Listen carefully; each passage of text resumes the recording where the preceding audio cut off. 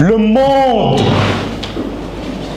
le monde, le monde s'est-il habitué à être tué?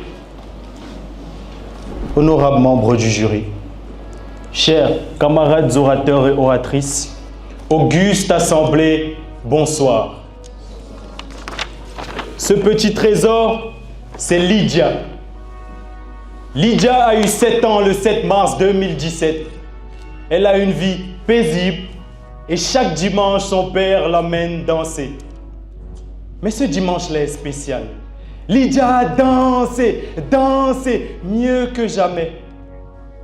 Alors pour la féliciter, son père l'emmène prendre une glace.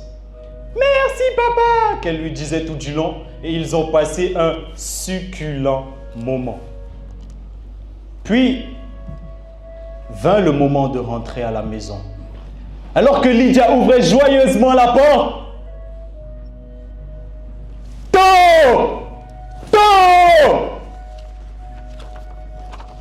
heureusement que Lydia a dansé mieux que jamais.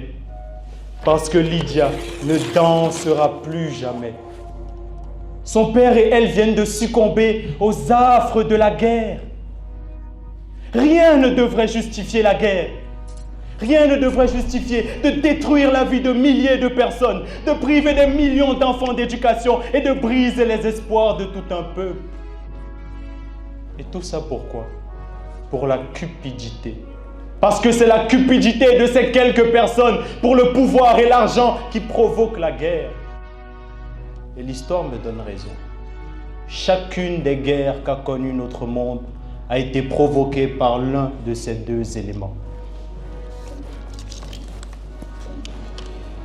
Si vis pacem parabellum, nous disent les Romains.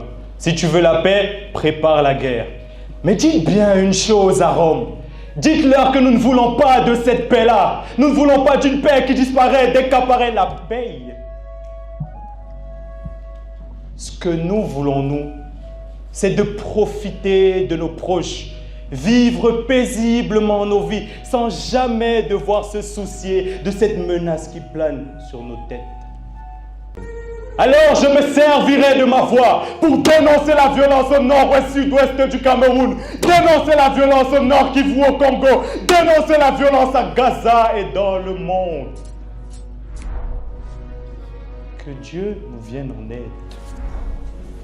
que la paix revienne et que jamais plus elle ne nous quitte. Je vous remercie.